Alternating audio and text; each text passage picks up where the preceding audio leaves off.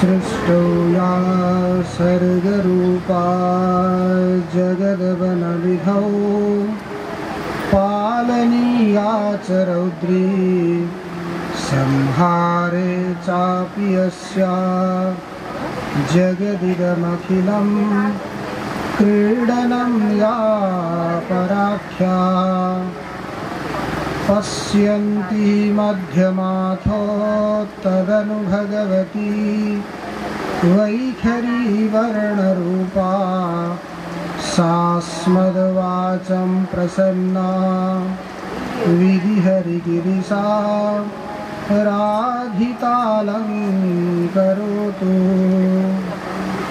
देवी प्रपन्नारतिहरे प्रसीद प्रसीद मातर्जगतोऽखिलस्य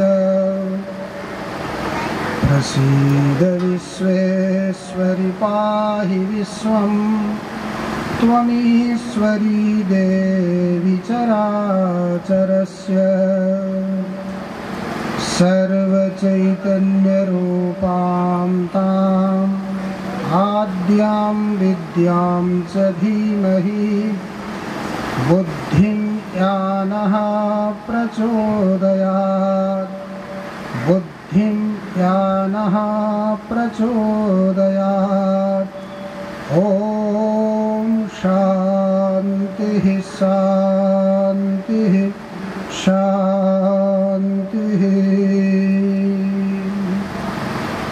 सच्चिदानंद भगवान को, सद्गुरुदेव भगवान को, यज्ञ पुरुष भगवान को, यज्ञ में स्थापित पूजित देवहरु को, आद्याशक्ति जगदम्बा माता को, श्रीमद् भागवत नवाह ज्ञान श्रीमद् देवी भागवत नवाह ज्ञान महायज्ञ को, महाकाली महालक्ष्मी महासरस्वती को, देवघाट धाम को, उमा महेश्वर भगवान को, लक्ष्मी नारायण भगवान को, हरिहर भगवान को, भारद्वाज गोत्रीय समस्त कुल पितृहरु को, राष्ट्रदेव पशुपतिनाथ को, वैदिक सत्य सनातन धर्म को, ओम नमः पार्वती पतये हर हर हर महादेव शंभो।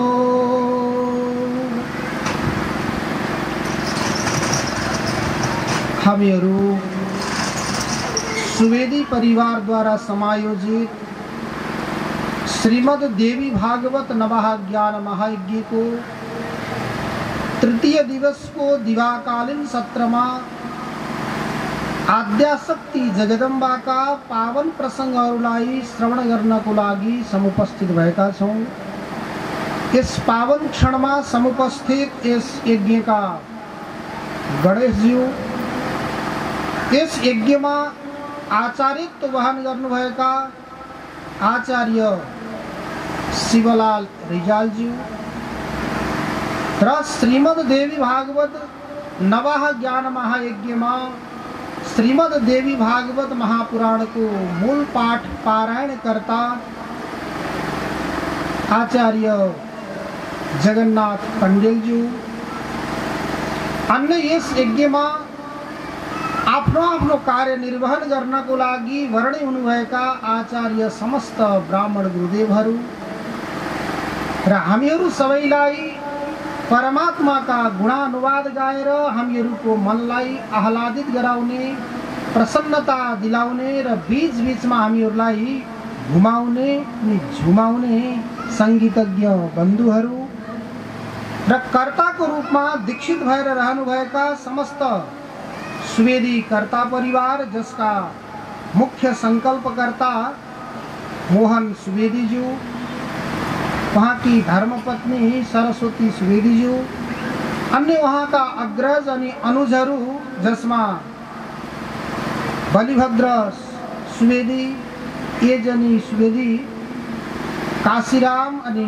जानुका सुवेदीज्यू, नन्दलाल राधिका सुवेदीज्यू, रतनलाल अनि मयादेवी सुवेदीज्यू, हरिकला सुवेदीज्यू, चिरञ्जीवी प्रमिला सुवेदीज्यू, सूरज हीरा सुवेदीज्यू, प्रकाश पुष्पा सुवेदीज्यू, नारायण। अब अन्य जो पनि उहाँका परिवारका सदस्यहरू हुनुहुन्छ, नारायण सुवेदी, ध्रुव सुवेदी, कमल सुवेदी, सागर सुवेदी, माइकी सुवेदी भन्ने पनि नाम हुने रहेछ नि, माइकी सुवेदी।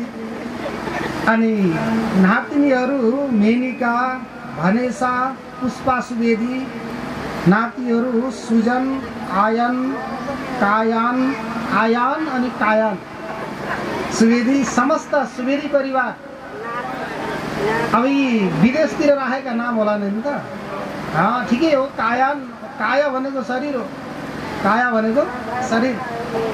तो कायान भन्दै गर्दा अब यही शरीर सम्बन्धी केही उहाँको भाषाको केही नाम होला, त्यो उहाँको भाषा अनुरूप त्यो सम्झिनु पर्यो। सबै उहाँहरू सुवेदी कर्ता परिवार अनि साथमा रहेर उहाँहरू कर्ता, किनकि कर्ताले अरू केही पनि चिन्तन नगरिकन पहिलेदेखि आएको थियो। पुत्रको चिन्ता पनि नगर्नु, घरको चिन्ता पनि नगर्नु, धनको चिन्ता पनि नगर्नु, व्यापार बिजनेस छ भने त्यसको पनि चिन्ता नगर्नु, अनि आएका अतिथि अभ्यागतहरूको पनि कर्ताले चिन्ता नगर्नु, अरूलाई जिम्मा लगाइदिनु 9 दिनसम्म। कसैको चिन्ता नगरिकन आरामले यी आद्याशक्ति जगदम्बाका पावन प्रसङ्गहरू श्रवण गर्नु भनेर पहिलो दिन मैले हजुरहरूलाई वहीँ यज्ञ मण्डपबाट सङ्केत गरेको थिएँ।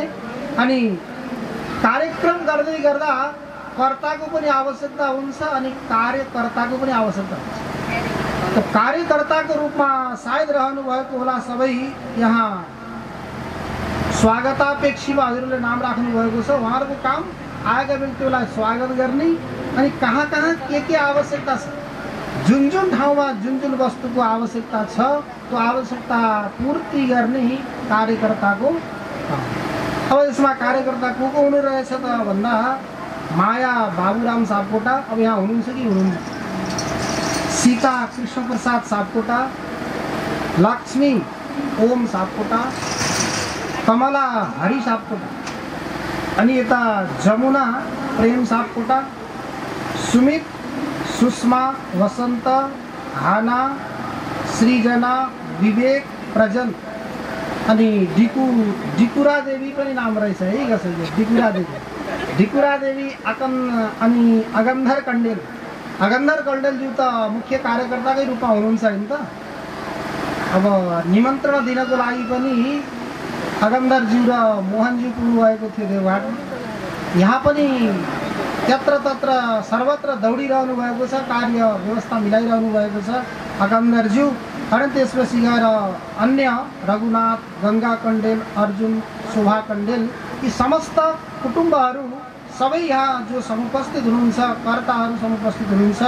अनि विभिन्न स्थानबाट यी आद्याशक्ति जगदम्बाका पावन प्रसङ्गहरूलाई श्रवण गर्नको लागि समुपस्थित हुनुभएका समस्त श्रद्धालु भक्त मुमुक्षुगणहरू सबैको हृदयमा विद्यमान सच्चित आनन्द स्वरूप परमात्मालाई नमन गर्दै अब हामीहरू आजको तृतीय दिवसका यी पावन प्रसङ्गहरूमा अगाडि बढ्नेछौँ। र धेरै समय होइन, हजुरहरू कमसेकम 2-2.5 घन्टासम्म, अब है 2 बज्ने बेला भइसकेको छ, 2-2.5 घन्टासम्म एकदम आनन्दपूर्वक यहाँका पावन प्रसङ्गहरू श्रवण गर्नुहुनेछ। किनकि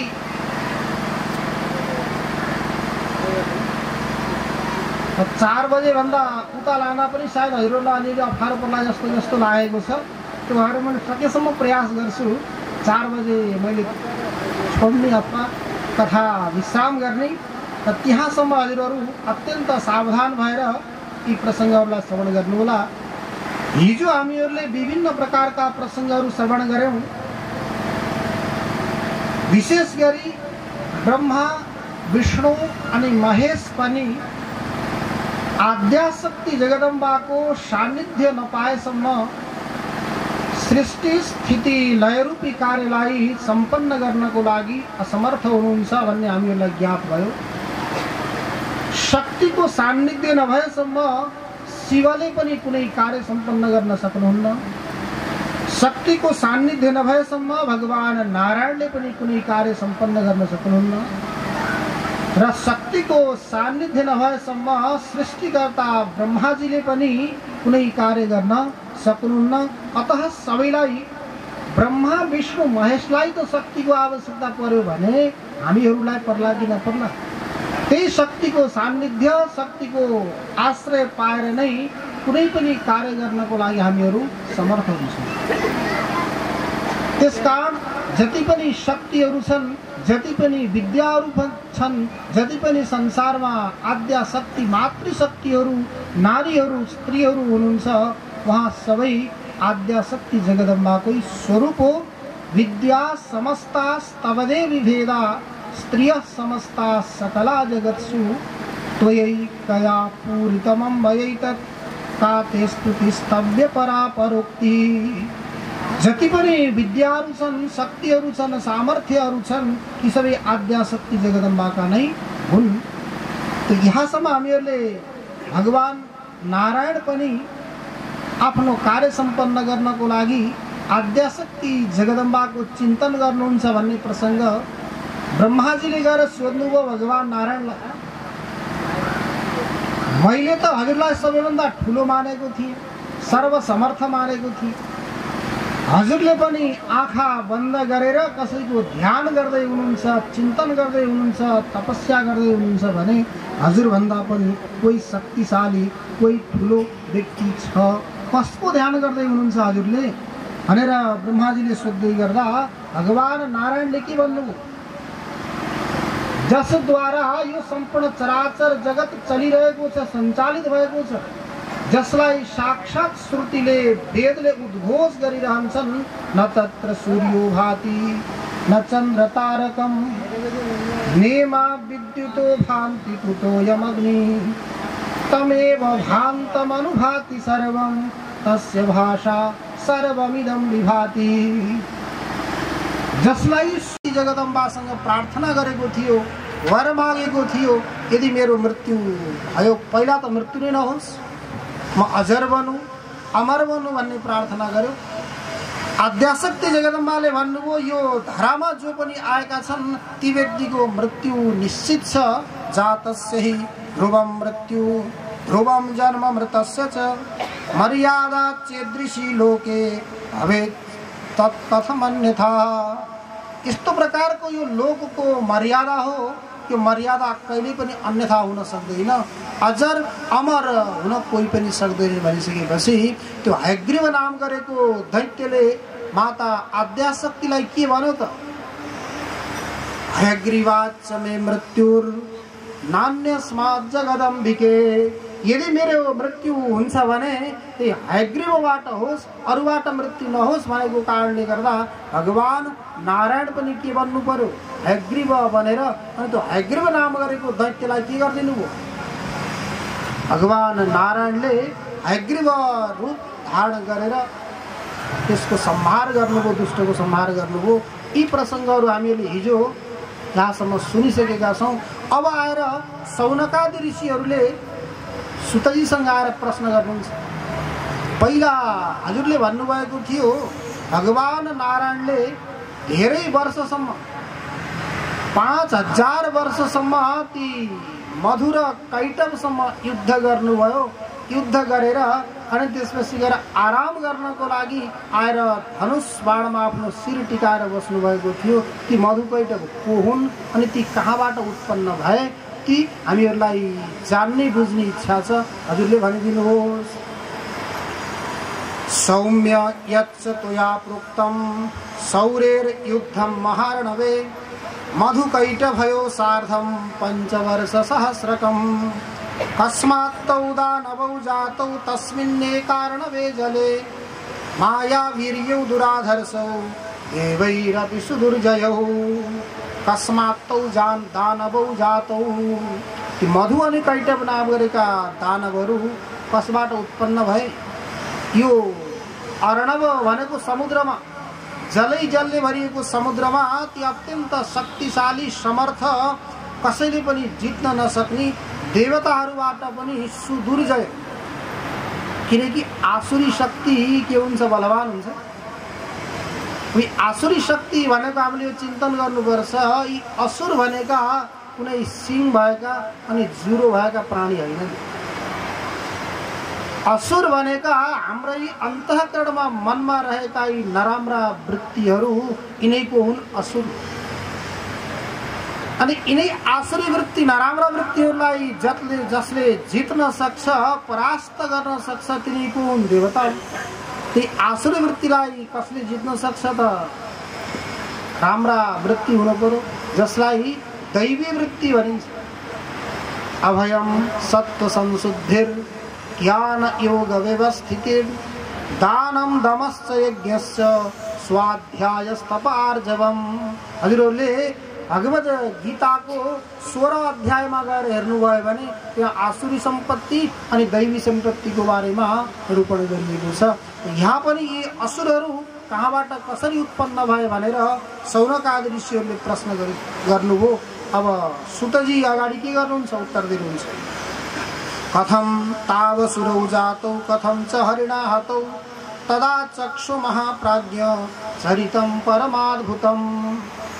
यिनीहरू कसरी उत्पन्न भए अनि भगवान हरिले, नारायणले यिनीहरूको संहार कसरी गर्नुभयो, त्यो बारेमा हामी सुन्न चाहन्छौँ। हजुरले बताउनुहोस्। मूर्खेण सह संयोगो विषादपि सुदुर्जर विज्ञेन सह संयोग सुधारस समस्मृतः। मूर्खहरूका साथ संयोग हुनु 20 भन्दा पनि खतरनाक हुन्छ। त्यही भएर कसैको संयोगले दुःख हुन्छ, कसैको वियोगले दुःख हुन्छ। मूर्खको संयोगले दुःख हुन्छ, वियोग भयो भने सुख। अनि सज्जनको संयोगले सुख हुन्छ, वियोग भयो भने दुःख हुन्छ। त्यही भएर के गर्नु होला? प्रयास गर्नु होला कि दुर्जन व्यक्तिहरूको सकेसम्म सङ्ग नहोस्। सकेसम्म त कसैसँग पनि सङ्ग नगर्नु, एक्लै बस्नु भनेको छ। यदि सुखी बन्न चाहनुहुन्छ भने के गर्नु? विविक्त सेवी लघ्वासी यतवाक्काय मानस। विविक्त सेवी भनेको एकान्त सेवी हुनुहोस्, एकान्तमा बस्नुहोस्। लघ्वासी थोरै खानुहोस्। त्यही भएर हाम्रो हो कर्ता मोहन सुवेदीले के भन्नुभएको छ? खाएरै दुःख हुनु रहेछ, तर म के गर्छु? नखाइकन आद्याशक्ति जगदम्बाको साधना उपासना गर्छु भनेर लागिरहनु भएको छ। कि उहाँलाई आद्याशक्ति जगदम्बाले यस्तो शक्ति प्रदान गर्नुहोस्, स्वस्थ मस्त भएर यो अनुष्ठान राम्रोसँग उहाँले सम्पन्न गर्नुहुनेछ। त्यो खान पर्यो भने पनि त चिन्ता हुन्छ। त्यही भएर के गर्नु? शरीर रक्षा गर्नको लागि एउटा कुरा ख्याल गर्नु होला कि भोक र प्यास कसका धर्म हुन्? प्राणका हुन्। हामीले भोक लाग्यो भन्छौँ त भोक कसलाई लाग्छ? प्यास लाग्यो भन्छौँ, प्यास कसलाई लाग्छ भन्नु त? आँखालाई लाग्छ कि कानलाई लाग्छ कि नाकलाई लाग्छ कि कसलाई लाग्छ भोक? भोक र प्यास लाग्छ प्राणलाई। बुढो हुने र मर्ने हुन्छ शरीर, अनि शोक र मोह हुन्छ मनलाई। प्राणस्य क्षुत्पिपास्य द्वे मनस शोक मोहकौ जरा मृत्यु शरीरस्य षडुर्मिरहित शिव। प्राणस्य क्षुत्पिपास्य द्वे अर्थात् प्राणका दुईवटा धर्म छन्, भोक अनि प्यास। तेरो भोक लाग्यो प्यास लाग्यो भने कसलाई लाग्छ? प्राणलाई लाग्छ, मलाई लाग्दैन।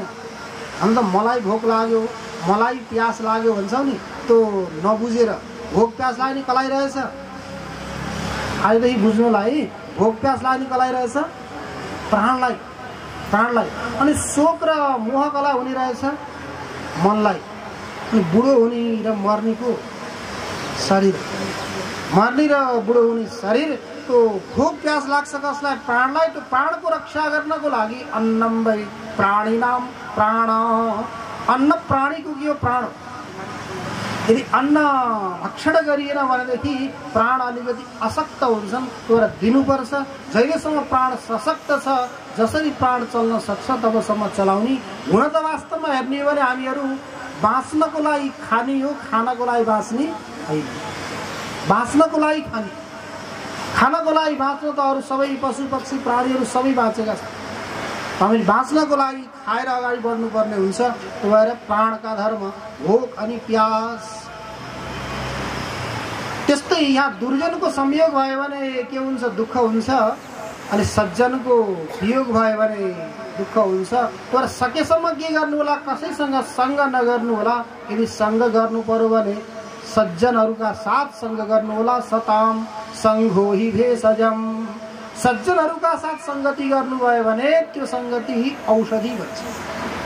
सामान्य टाउको दुखेको, रुगा लागेको, ज्वरो आएको औषधि होइन। भवौषधि यो संसार रूपी समुद्रबाट तार्ने त्यो औषधि बन्छ सज्जनहरूको सँग। त्यही भएर दुर्जनो परिहर्तव्य विद्यया अलङ्कृतोऽपि सन् मणिना भूषितः सर्प किमसौ न भयङ्कर। दुर्जन परिहर्तव्य। यदि दुर्जनको साथ कहिले आयो भनेदेखि के गर्नु होला? त्यसलाई टाढैबाट परित्याग गर्नु होला। दुर्जनो परिहर्तव्य। विद्वान छ भने के गर्ने? न विद्वान भए पनि दुर्जन छ भने छोडिदिनु होला। मणिना भूषित सर्प किमसौ न भयङ्कर। मणिबाट भूषित भएको छ भने पनि सर्प के भयङ्कर हुँदैन? सर्प हजुरको घरमा प्रवेश गर्यो भने जबसम्म हजुरको आँखाले बाहिर निक्लेको देख्नुहुन्न तबसम्म घरभित्र पस्नु। त्यो सर्प जसरी अत्यन्त भयावह हुन्छ, दुःख दिन्छ, त्यस्तै प्रकारले दुर्जनले पनि के गर्छन्? दुःख दिन्छन्। त्यो भएर उनलाई के गर्नु? टाढैबाट परिहार गर्नु। कसरी? पहिल्यै नमस्कार गरेर। दुर्जनम प्रथमम वन्दे सज्जनम तदनन्तरम। दुर्जन र सज्जन एकैपटक उपस्थित भयो भने पहिला दुर्जनलाई नमस्कार गर्नु भयो। यदि गर्नु भएन भने फेरि उसले न्यु खोज्न सक्छ। पहिले उसलाई नमस्कार गरेर उसको मुख बन्द गरिदिनु। अनि सज्जनलाई त गरे पनि हुन्छ, नगरे मूर्खेण सह संयोगो विषादपि सुदुर्जर विज्ञेन सह संयोग सुधारस समस्मृतः। विज्ञ व्यक्ति का साथ, सज्जन व्यक्ति का साथ संग हुनु यो सुधारस भनेको अमृत रस जस्तो अत्यन्त सात्विक हुन्छ। त्यो भएर दुर्जन मधुकैटभ कहाँबाट उत्पन्न भए, यिनीहरू कसरी आए त्यो हामीहरूले जान्न चाहन्छौँ। अनि यी पुराणहरू पनि हजुरले अलग अलग भन्नुभएको थियो। कोही सात्विक हुन्छन् शास्त्र, कोही राजसी, कोही तामसी हुन्छन्। यिनीहरूका फल अलग अलग हुन्छन् भन्नुभएको थियो। ती के हुन् ती पनि हामीलाई बताइदिनुहोस्। सात्विकम वेदशास्त्रादि साहित्यम चैव राजसम तामसम युद्धवार्ता च परदोष प्रकाशनम। सात्विकम वेदशास्त्रादि, वेद आदि शास्त्र सात्विक, साहित्यम चैव राजसम। अब अलग अलग तीन प्रकारका शास्त्र हुन्छन्। विशेष गरी मान्नु सक्नुहुन्छ, एउटा व्याकरण शास्त्र हुन्छ, अनि अर्को साहित्य शास्त्र हुन्छ, अनि अर्को दर्शन शास्त्र हुन्छ, जसलाई वेदादि शास्त्र, दर्शन शास्त्र भनिएको छ। यी तीनवटा शास्त्रले के गर्छन् त भन्दा व्याकरण शास्त्रले यो शुद्ध हो, यो अशुद्ध हो, यसको अर्थ यो हुन्छ भनेर चिनाउँछ। शुद्धाशुद्धिको बारेमा यो शब्दको यो अर्थ हुन्छ भनेर व्याकरण शास्त्रले बताउँछ भने साहित्य शास्त्रले हाम्रो नजिकमा रहेका यी प्रकृतिहरूको, झरनाहरूको, लताहरूको, वृक्षहरूको सुन्दरताको वर्णन गर्छ साहित्य शास्त्रले। अनि यो दर्शन शास्त्रले के गर्छ? दर्शनकै मतलब हो दृश्यते ज्ञायते अनेन आत्मादि तत्त्वम इति दर्शनम। जसले आत्मादि तत्त्वको साक्षात्कार गराउँछ, आत्मालाई बताउँछ। हाम्रो आचार्यजी भनिरहनुहुन्छ जीव, जगत अनि संसारको बारेमा चिन्तन गर्नुहोस् भने। जीवको बारेमा, जगतको बारेमा, परमात्माको बारेमा, संसारको बारेमा के गर्नु? चिन्तन गर्नु। म को हुँ भनेर मलाई चिनाउने काम गर्छ कसले? दर्शन शास्त्र। अरूलाई चिनाउँदैन। बाहिरी व्यक्तिलाई अरूलाई चिनेर पनि फाइदा छैन। फाइदा कहिले हुन्छ? जहिले हामीले आफूलाई चिन्यो। त्यही भएर के भन्छन्? सिङ्गो राष्ट्र बनाउने मन भए आफै बने पुग्दछ।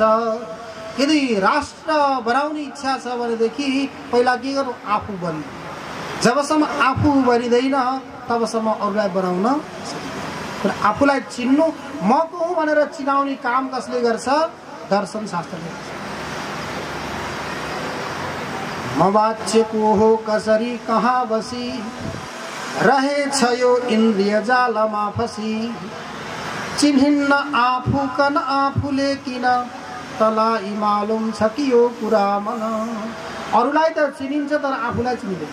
तर आफूलाई चिन्ने प्रयास कसले गराउँछ त भन्दा यो दर्शन शास्त्रले गराउँछ। र दर्शन शास्त्रको अध्ययन गर्नुपर्छ। त्यो पनि कुन दर्शन? पूर्वीय दर्शन। हाम्रो पूर्वीय दर्शनको अध्ययन गर्यौँ भने हाम्रो स्वरूपको साक्षात्कार हुन्छ। जबसम्म स्वरूपको साक्षात्कार हुँदैन तबसम्म हामीहरू स्वस्थ भइदैन। अस्वस्थ भइयो भने सुखी भइदैन। तर स्वस्थ रहनको लागि शास्त्रको अध्ययन गर्नुपर्ने हुन्छ। त्यस्ता शास्त्र के हुन्? उत्तम हुन्। त्यही भएर उत्तमम मोक्ष फलदम स्वर्गदम मध्यमम तथा अधमम भोगदम प्रोक्तम निर्णीय विदितम बुधैः।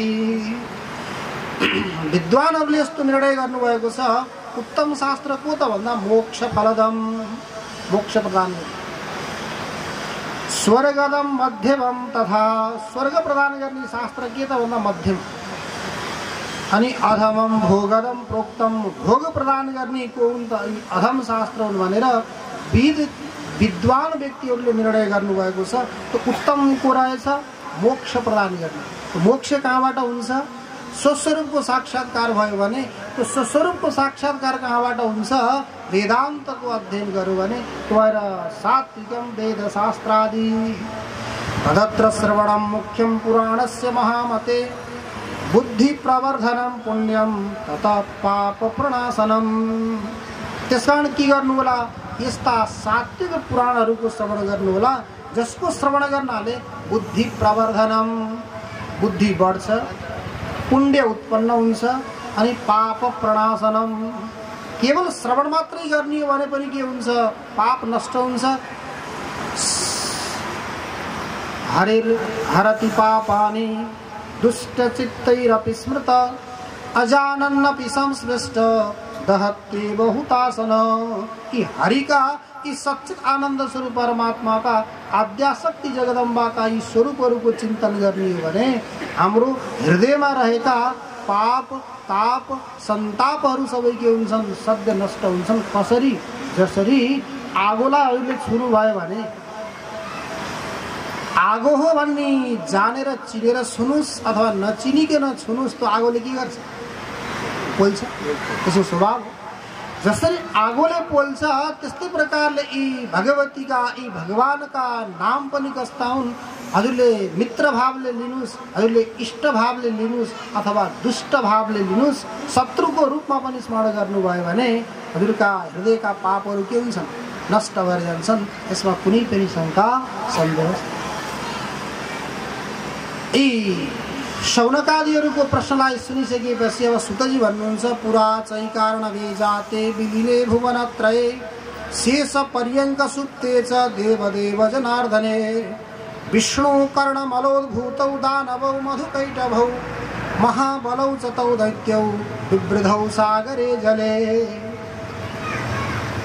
सम्पूर्ण चराचर जगत विलीन भइसकेपछि भगवान नारायण समुद्रमा शेष नागलाई आफ्नो पर्यङ्क भनेको पलङ बनाएर, खाट बनाएर, बिस्तरा बनाएर के गर्नु? देवदेव जनार्दने सुत्ते। भगवान नारायण सुत्नु। अनि सुतिसकेपछि भगवान नारायणको कानमा मैल जम्यो अरे मैल। त कानमा जमेको मैललाई के भनिन्छ? कानकुजी हेर्नु त हो। त्यो त्यही मैलबाट भगवानका कानमा जमेको मैलबाट ती मधु अनि कैटभ जन्म भए। ती मधु र कैटभको जन्म कहाँबाट हुने रहेछ हेर्नुहोस् त? मलबाट। अनि मलबाट उत्पन्न भएका कस्ता हुन्छन्? जस्तो बीज जस्तो कारण हो त्यस्तै प्रकारको कार्य हुन्छ। त मलबाट उत्पन्न भएपछि उनको अन्तःकरण पनि मलिन हुन्छ। अनि साधुलाई सन्तहरूलाई के गर्छन्? उनीहरूले दुःख दिन्छन्, धर्ममा ग्लानि पुर्याउँछन्। विष्णु कर्णमलोद्भूतौ दानवौ मधुकैटभौ महाबलौ च तौ दैत्यौ विवृधौ सागरे जले। त्यहाँबाट उत्पन्न भएर बिस्तारै बिस्तारै तिनीहरू के भए? बढ्दै गए। बढ्दै गइसकेपछि उनीहरूको बुद्धिमा यस्तो विचार आयो कि भाइ आधेय नभइकन आधार नभइकन आधेय हुन सक्दैन। आधेय भनेको जो बस्छन् त्यसलाई आधेय भन्छन्, जहाँ बस्छ त्यसलाई आधार भन्छ। त आधार नभइकन आधेय हुन सक्दैन। हामी यहाँ टिकेका छौँ भने कोही न कोही छ, हामीलाई धारण गर्ने कोही छ, त्यो को हो? आधेयं तु विनाधारं न तिष्ठति कथञ्चन आधार ध्येय भावस्तु हातिनो चित्तगोचरम। कोही देखिएको त छैन, तर कोही नभइकन हामीहरू यहाँ टिक्न सक्दैनौँ। हामी टिकिरहेका छौँ, पक्कै पनि कोही न कोही छन्। आवां वा कथमुत्पन्नौ केन वोत्पादिता बुभौ पितरौ कोइति विज्ञानं नास्ति कामं तथा भयो। हामीहरू कहाँबाट उत्पन्न भयौँ, हाम्रा माता पिता को हुन्, कहाँबाट उत्पन्न भयौँ भनेर ती मधुर कैटब नाम गरेका छन्। तिनले के गर्न थाले? आफ्नो कारण खोज्न थाले। मधु वामत्र शरीरे स्थातुं शक्तिर्महाबला वर्तते भ्रातरचला कारणं साहि मे मता तया ततमिदं तोयं तदाधारं च तिष्ठति सा एव परमा देवी कारणं च तथा भयो। हामी दुई जहाँ टिकेका छौँ यो जलमा टिक्नको लागि कुनै न कुनै महाबल, कुनै न कुनै शक्ति छ। त्यो अचल शक्तिको कारणले गर्दा हामी टिकेका छौँ। त्यो शक्तिलाई के गर्नुपर्छ? हामीहरूले साक्षात्कार गर्नुपर्छ, जान्नुपर्छ भनेर चिन्तन गरिरहेका थिए। त्यही बेलामा एवं विबुध्यमानौ तौ चिन्ताविष्टौ यदासुरौ तदाकाशे श्रुतं ताभ्यां वाग्बीजं सुमनोहरम्। हामीले नवाक्षरी मन्त्र सायद सुनिसकेका थियौँ नि, भुल्नुभयो कि याद छ? नवाक्षरी मन्त्र ओम ऐं ह्रीं क्लीं चामुण्डायै भिक्षे। सबैले भन्नुहोस् है, ओम ऐं ह्रीं क्लीं चामुण्डायै भिक्षे। ओम ऐं ह्रीं क्लीं चामुण्डायै भिक्षे। यसलाई नवाक्षरी मन्त्र, नवार्ण मन्त्र भन्छ। यो नवरात्रिमा विशेष गरी सबैले यो नवार्ण मन्त्रको जप गर्नुपर्छ। यही नवार्ण मन्त्रको यी मधुर कैटबले पनि चिन्तन गरिरहेका थिए, हामी कहाँबाट उत्पन्न भयौँ, हामी कहाँ टिकेका छौँ, कुन शक्तिले हामीलाई यहाँ राखेको छ भनेर चिन्तन गर्दै थिए। त्यही बेलामा आकाशबाट उनीहरूले सुने बीज मन्त्र ऐं तदाकाशे श्रुतं ताभ्यां वाग्बीजं सुमनोहरम। बाघ बीज यस्तो प्रकारको ऐं यस्तो प्रकारको वाणी उनीहरूले सुनिसकेपछि अब पक्कै पनि यही मन्त्रको जप गर्नको लागि, यही मन्त्रको अनुष्ठान गर्नको लागि हामीलाई निर्देश भएको हो भनेर उनीहरूले पनि के गरे? निराहारौ जितात्मानौ तन्मनस्कौ समाहितौ बभूवतुर्विचिन्त्यैवं जपध्यान परायणौ। निराहारौ, आहार गर्न पनि छोडिदिए। जितात्मानौ, आफ्नो आत्मा अर्थात् अन्तःकरणलाई, यो मनलाई पनि के गरे? इन्द्रियहरूलाई पनि जितस्त एव भूमि भक्ति परास्तवाङ्घ्रौ त्यक्त्वान्य देव भजनं त्वयि लीन भावा कुर्वन्ति देवी भजनं सकलं निकामं ज्ञात्वा समस्त जननीं किल कामधेनुम्। हे देवी, हजुर समस्त संसारका प्राणीहरूमा अत्यन्त धन्य हुनुहुन्छ। हजुरकै चरण कमलमा जसको भक्ति भाव लाग्दछ, हजुरको जसले सदा सर्वदा चिन्तन गर्छन्, ती व्यक्तिहरू अत्यन्त भाग्यमानी हुन्। हजुर त कामधेनु जस्तो हुनुहुन्छ, जसले जो इच्छा गरेका छन्, जो चाहन्छन्। देवी तामसी तत्र वेदसा निसृत्य हरिदेहात्तु संस्थिता पार्श्वतस्तदा। अनि भगवान नारायणकै शरीरबाट, भगवान विष्णुको शरीरबाट तामसी देवी उत्पन्न हुन्। एवं स्फुता तदा देवी तामसी तत्र वेदसा निसृत्य हरिदेहात्तु संस्थिता पार्श्वतस्तदा। अनि उत्पन्न भएर भगवान नारायणकै सान्निध्यमा के हुनुभयो? तामसी देवी उपस्थित हुन्। भइसकेपछि यहाँ भगवान विष्णु योग मायाको अधीनमा तामसी देवी उत्पन्न भइसकेपछि भगवान विष्णु पनि किन योग मायाको अधीनमा हुनुहुन्छ, के कारण हो भनेर ऋषिहरूले फेरि के गर्नुभएको छ, यहाँ सौनक आदि ऋषिहरूले प्रश्न गर्नुभयो। भगवान नारायण पनि योग मायाको अधीनमा हुनुहुन्छ, उहाँको शक्ति सामर्थ्य के कस्तो छ त्यो हामीहरूलाई बताउनुहुन्छ। साध्या शक्ति परिणता सर्वस्मिन्या प्रतिष्ठिता, दाह शक्तिस्तथा बन्धौ समिरे प्रेरणात्मिका, शिवोऽपि सवतां याति कुण्डलिन्या विवर्जित, शक्तिहीनस्तु या कश्चिद् असमर्थ स्मृतो बुधैः। जसरी अग्निमा दाहकत्व शक्ति छैन भनेदेखि त्यो अग्निको कुनै पनि महत्त्व हुँदैन। अग्नि त जलाउनु पर्यो, हावाले उडाउनु पर्यो। एकपटक देवता र असुरको के भयो, युद्ध भयो, देवासुर सङ्ग्राम। देवासुर सङ्ग्राम भइसकेपछि परमात्माको कृपाले देवताहरूले असुरलाई जिते। जितिसकेपछि देवताहरू अभिमानी भए, हे हामीले जित्यौँ, असुरहरूभन्दा पनि हामी शक्तिशाली रहेछौँ, हामीले विजय प्राप्त गऱ्यौँ भनेर उनीहरू अभिमानी भए। अभिमानी भएर यो सच्चित आनन्द स्वरूप परमात्माको चिन्तन गर्ने छोडिदिए। कहिले का हुन्छ नि, व्यक्तिले केही सफलता प्राप्त गर्यो भनेदेखि मैले पुरुषार्थ गरेर सिद्ध भएको हो, अभिभावक बुवा आमाले के गर्नु हो, गुरुजनहरूले के गर्नु, कृपा शास्त्र कृपा आत्मकृपा भयो भने अनि बल्ल गएर व्यक्ति सफल हुन सक्छन्, नभए सफल हुँदैनन्। त्यस्तै यहाँ पनि देवतालाई के भयो, अभिमान बढ्न थाल्यो, हामीले असुरलाई जित्यौँ भनेर अभिमानी बने। त्यो अभिमानलाई नष्ट गर्नको लागि भगवानले एकपल्ट के गर्नुभयो, लीला गरेर अत्यन्त तेजस्वी हेमस्वरूप अर्थात् सुनको जस्तो रूप बनाएर आउनुभयो। आइसकेपछि त्यो रूपलाई जान्नको लागि अब को जानी त्यो को हो भनेर परीक्षा अग्निलाई पठाइयो। अग्निलाई पठाइसकेपछि अग्नि त्यो ज्योति स्वरूप परमात्माको सान्निध्यमा गइसकेपछि अनि ज्योति स्वरूप परमात्माले सोध्नुभयो, तिमी को हौ भन्दै गर्दा अग्निले भने, म हुतासन हुँ, जो हवन गर्छन्, हवन गरिएको वस्तु सबै खाने म हुँ, अनि जात वेद छ, जति पनि उत्पन्न भएका वस्तुहरू छन् सबैलाई जान्न सक्छु, चिन्न सक्छु। भनिसकेपछि तेजस्वरूप परमात्माले के गरिदिनु भयो, एउटा सुकेको घाँसको तान्द्रो, खरको तान्द्रो अगाडि राखिदिनु भयो, यसलाई जलाउ भयो।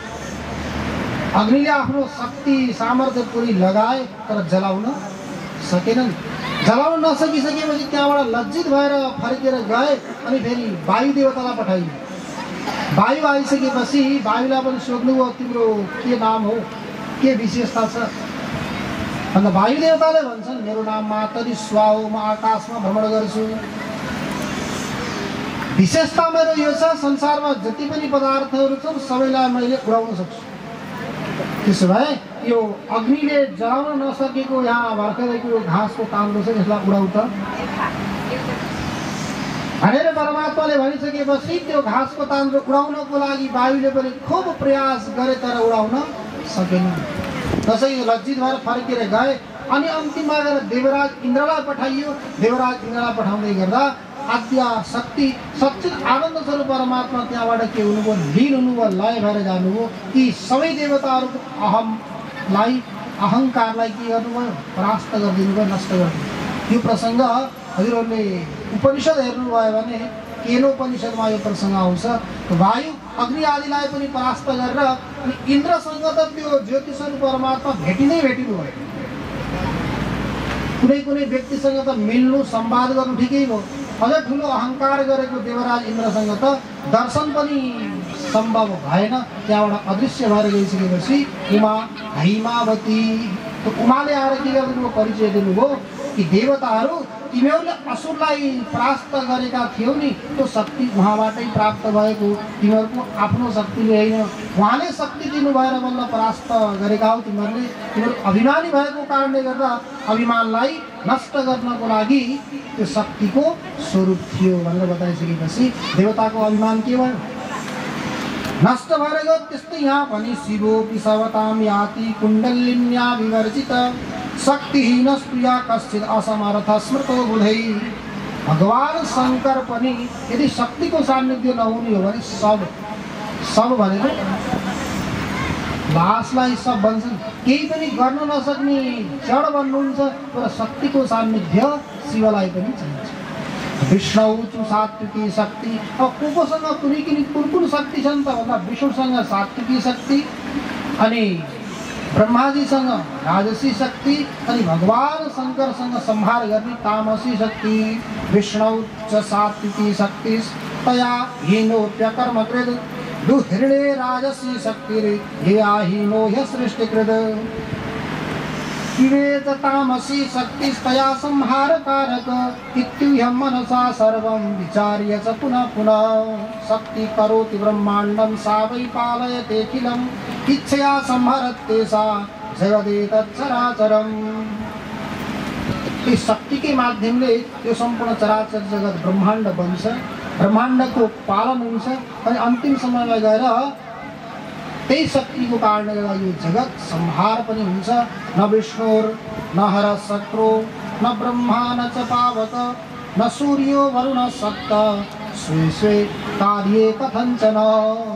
यदि शक्तिको सान्निध्य नहुने हो भने भगवान विष्णु, भगवान हर शङ्कर, शक्र भनेका इन्द्र, ब्रह्मा, अग्नि, सूर्य, वरुण आदि पनि आफ्नो कार्य गर्नको लागि समर्थ हुँदैनन्।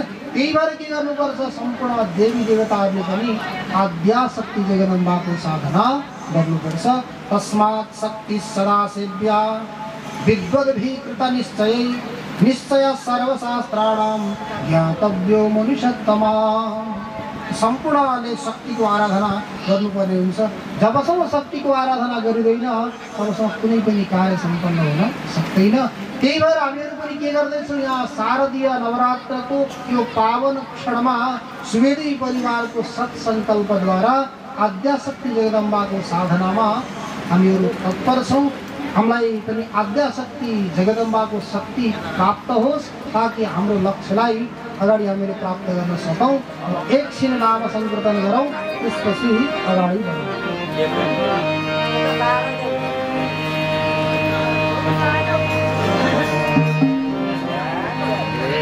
शरणया छमामि हे दुर्गा भवानी शरणमा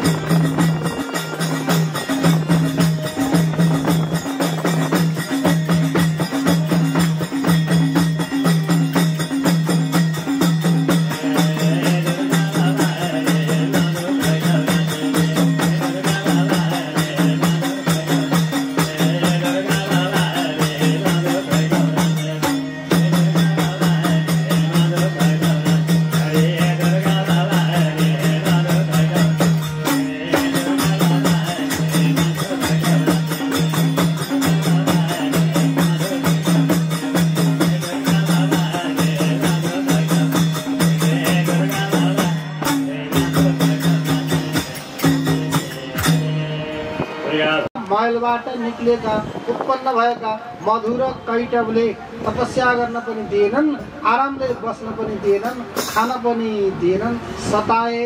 अब यिनलाई कसरी शान्त गर्ने हो? हिमागतोऽसि भगवन् तपस्त्यक्त्वात्र पद्मज कस्मात् चिन्तात् रोषित्वं भयाकुलितमानस।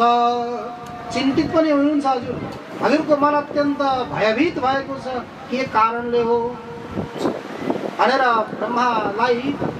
ब्रह्माजीलाई भगवान नारायणले सोधिसकेपछि ब्रह्माजी त्यही भन्नुहुन्छ, त्वत्कर्ण मलजौ देवो दैत्यौ समधुकैटभौ हन्तु मां समुपायातौ घोररूपौ महाबलौ भयात्तयो समायातस्त्वत्समीपं जगत्पते त्राहि मां वासुदेवाद्य भयस्त्रातं विचेतनम्। अत्यन्त भयभीत भएर मधुर कैटभूमिमा रहेका दैत्यको कारणले गर्दा म यहाँ आएको हुँ, उनीहरूबाट के गर्नुहोस्, भयबाट मलाई सुरक्षा गर्नुहोस्, बचाउनुहोस्। पुनर्मधु कैटभस्य युधाते पुनः पुनः वायुद्धेन रागान्धौ विष्णुना प्रभविष्णुना। भगवान नारायण स्वयं मधुर कैटभ नामका दैत्यसँग युद्ध गर्नको लागि जान्छ, किनकि जसले उत्पन्न गरेको उसैले गरेर सम्मान पनि त गर्नु पर्यो। त्यही भएर जसले उत्पन्न गर्छ त्यसैले त्यो पदार्थको नाम पनि राख्छ, अन्त्यमा गएर उसले सम्मान पनि गर्नु पर्यो। भगवान नारायण पुग्नुभयो, एक दिन एक दुई वर्ष होइन, 5 वर्ष सहस्राणि यदा जातानि युध्यता हरिणा चिन्तितं तत्र कारणं मरणे तयोः। 5 वर्ष सहस्राणि 5000 वर्षसम्म मधुर कैटभ नामका दैत्यसँग भगवान नारायण लड्नुभयो अरे। कसरी लड्नुभयो? भगवान नारायण एक्लो, मधु अनि कैटभ भगवान नारायणकै समान बलवाला पालो गरी लड्न आउने। मधु पहिला लड्छ, मधु थाक्यो भने ऊ आराम गर्न जान्छ, कैटभ आउँछ, कैटभ लड्छ, कैटभ थाक्यो भने ऊ आराम गर्न जान्छ, फेरि मधु आउँछ। भगवान नारायण आराम गर्ने कोही पनि, पालो दिने कोही पनि छैन, उहाँ एक्लै युद्ध गरिरहनु भएको छ। एवं क्रमले कहिलेसम्म चल्यो? 5000 वर्षसम्म छ। यति भइसकेपछि भगवान नारायण थाक्नुभयो, थाकिसकेपछि उनीहरूलाई भन्नुभयो अरे ती मधु कैटभहरूलाई, भाइ म एक्लो छु, तिमीहरू दुईजना पालो गरी लडेका छौ, आराम पनि गर्छौ, मलाई पनि त आराम गर्नु देऊ।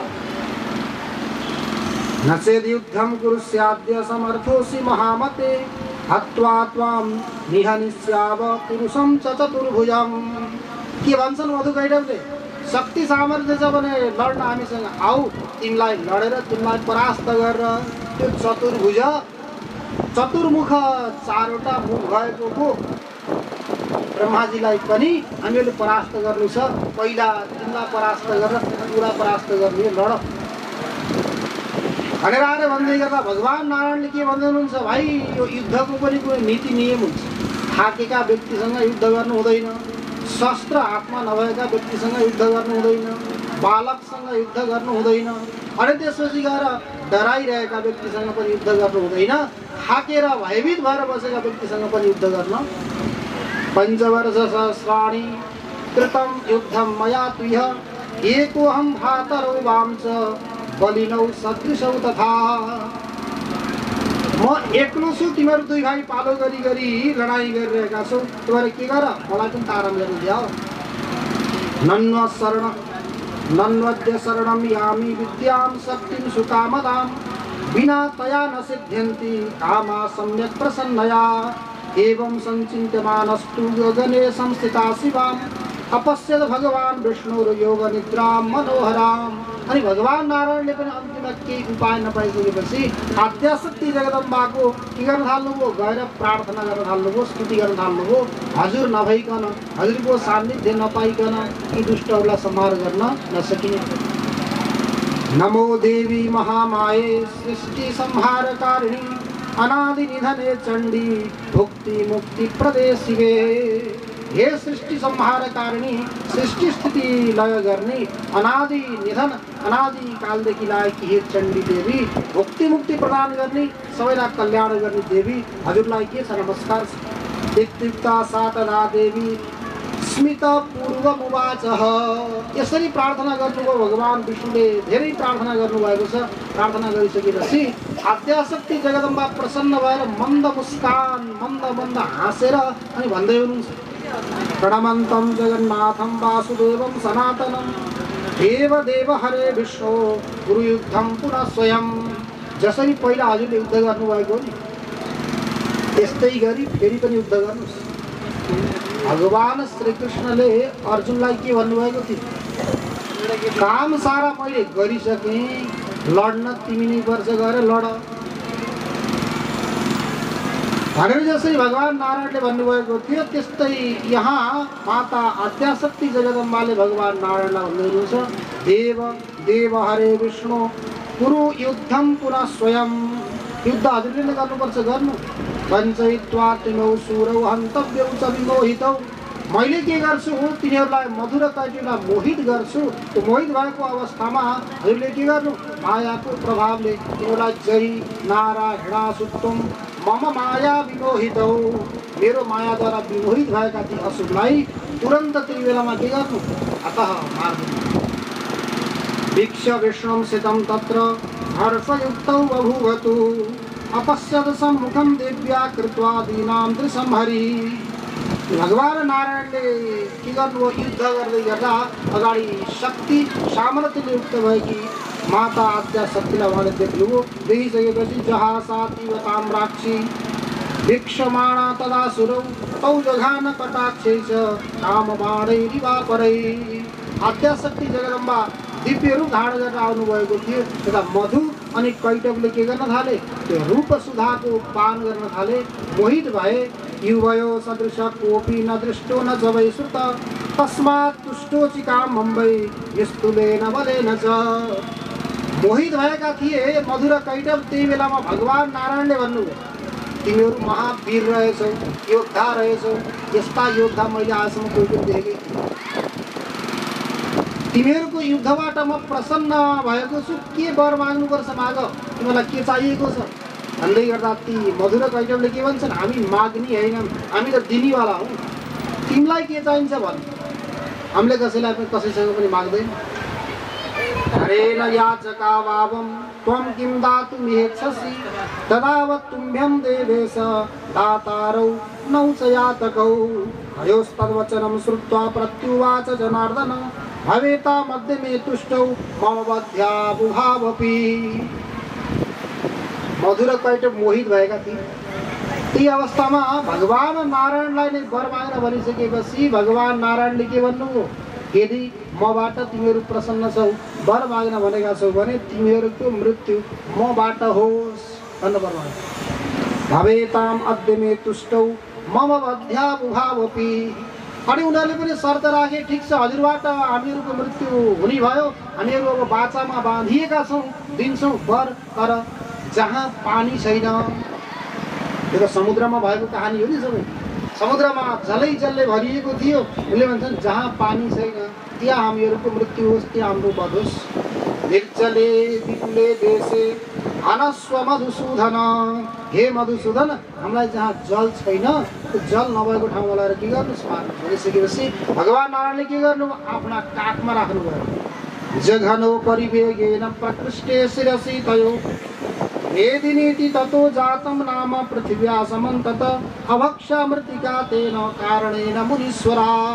आफ्नो काखमा राखेर अनि सुदर्शन चक्रद्वारा ती मधुर कैटवको के गरिदिनु, भेदन गरिदिनु हो। भेदन गरेर अनि उनीहरूको यो मेद जो मांस थियो त्यो समुद्रमा फालिदिइसकेपछि त्यो सुकेर के बन्यो, पृथ्वी बन्यो। त्यही भएर पृथ्वीको नाम रह्यो मेदिनी। मेदबाट बनेको भएर मेदिनी ततो जातं नामना पृथ्व्या समन्तत। त्यो सारा प्रसङ्ग भइसकेपछि यता भगवान नारायणले आद्याशक्ति जगदम्बाको शक्ति सामर्थ्यद्वारा मधु अनि कैटव नाम गरेका दैत्यहरूलाई के गर्नुभयो, राष्ट्र गरिसकेपछि यता के भएको थियो, पहिला हजुरलाई याद होला नि, हिजोको प्रसङ्गमा महर्षि वेदव्यासले के इच्छा गर्नुभएको थियो, जसरी ती खगेरा आफ्ना छोराछोरीलाई लिएर आनन्द मस्तीमा छन्, त्यस्तै गरी मैले पनि सन्तति प्राप्त गर्न पाए हुन्थ्यो भन्ने इच्छाले अब यहाँ महर्षि वेदव्यासले के गर्दै हुनुहुन्छ, सन्तति प्राप्त गर्नको लागि साधनाको लागि सुमेरु पर्वतमा जाँदै हुनुहुन्छ। मेरु शृङ्गे महारम्ये व्यास सत्यवती सुत तपश्चकार सोत्युग्रम पुत्रार्थम कृतनिश्चय। पुत्र प्राप्त गर्ने इच्छाले उग्र तप साधना गर्न थाल्नुभयो महर्षि वेदव्यास। तत्र हेमगिरे शृङ्गे सङ्गीत ध्वनिनादिने तपश्चकार धर्मात्मा व्यास सत्यवती सुत। त्यो अत्यन्त दिव्य हिमगिरे, हिम भनेको हिउँ, हिउँले आच्छादित भएको गिरीमा पर्वतमा त्यहाँ अत्यन्त पहाडतिर जङ्गलतिर कतै जानुभयो भने त्यहाँको अलगै ध्वनि आउँछ, सङ्गीतको ध्वनि। चराहरूले पनि आफ्ना अलग अलग प्रकारका सङ्गीतका तानहरू छेडिरहेका हुन्छन्, अलग अलग स्वर गाइरहेका हुन्छन्। त्यस्तो दिव्य स्थानमा गएर सत्यवती महर्षि वेदव्यासी के गर्न थाल्नुभयो? तपस्या गर्न थाल्नु। के को लागि? पुत्र प्राप्तिको लागि। भगवान शङ्कर प्रसन्न हुनुभयो। भगवान शङ्कर सुमेरु त्यो पर्वतमा हेमगिरीमा प्रसन्न भएर पाराशर यस्तो पुत्रार्थी तपस्सरति दुश्चरम पूर्ण वर्ष सुतम जातम ददाम्यद्य सुतम शुभम। पूर्ण वर्ष शतम 100 वर्षसम्म पुरै पराशर नन्दन पाराशर वेदव्यासीले के गर्नुभएको छ? पुत्र प्राप्तिको लागि साधना गर्नुभएको छ। मैले के गर्छु? पुत्र प्रदान गर्छु भनेर भगवान शङ्करले भनिसकेपछि उत्तिष्ठ वासवी पुत्र पुत्रस्ते भविता शुभ। जुन साधनामा तपमा भएका महर्षि वेदव्यासीलाई भगवान शङ्करले भन्नुभयो, उठ, तिमीलाई कल्याण प्रदान गर्ने पुत्रको अवश्य नै प्राप्ति हुन्छ भनिसकेपछि भगवान शङ्करले भन्नुभयो र भगवान यता महर्षि वेदव्यासी के गर्नुभयो? अरणी सहितं गुह्यम मन्थाग्निं चिकीर्षया मन्थनं कुर्वतस्तस्य चित्ते चिन्तावरस्तदा। धरुणी रूप सम्पन्ना कुलोत्पन्ना पतिव्रता कथं करोमि कान्तां च पादयो श्रृङ्खला समम्। अब महर्षि वेदव्यासीले पनि सोच्न थाल्नुभयो कि अरणी मन्थन गर्दै हुनुहुन्थ्यो आगो बाल्नको लागि।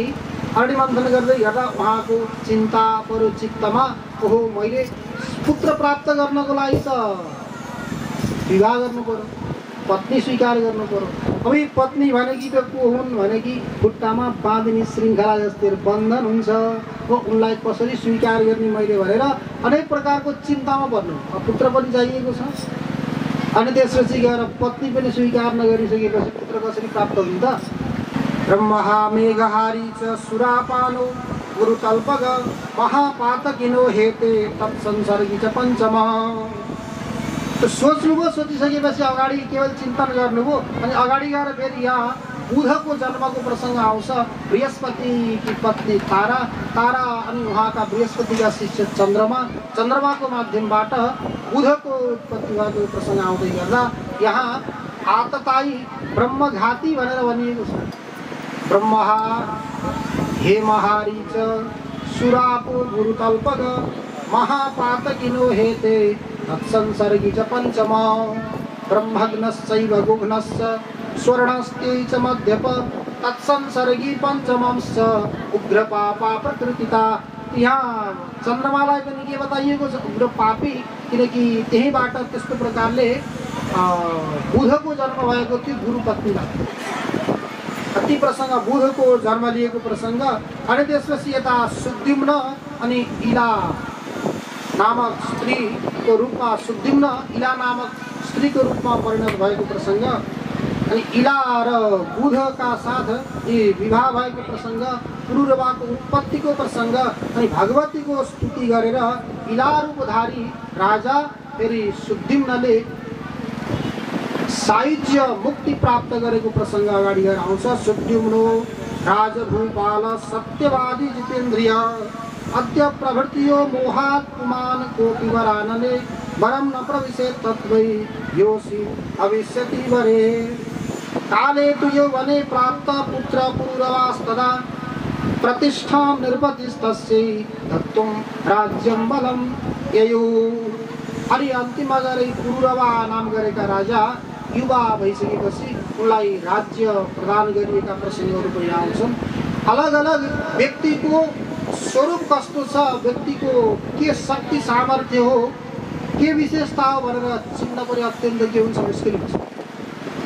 पुरुरवा अन्तिममा गएर के भने युवावशी राजा बने।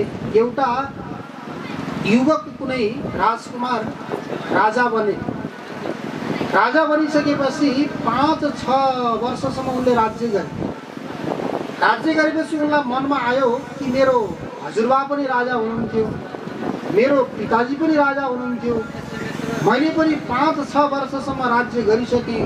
अब राज्यमा यस्ता प्रकारका प्रजाहरू हुनुहुन्छ जसले मेरो हजुरबाको, मेरो पिताजीको अनि मेरो राज्यकाललाई पनि सबैले शासनकाललाई हेर्नुभएको छ।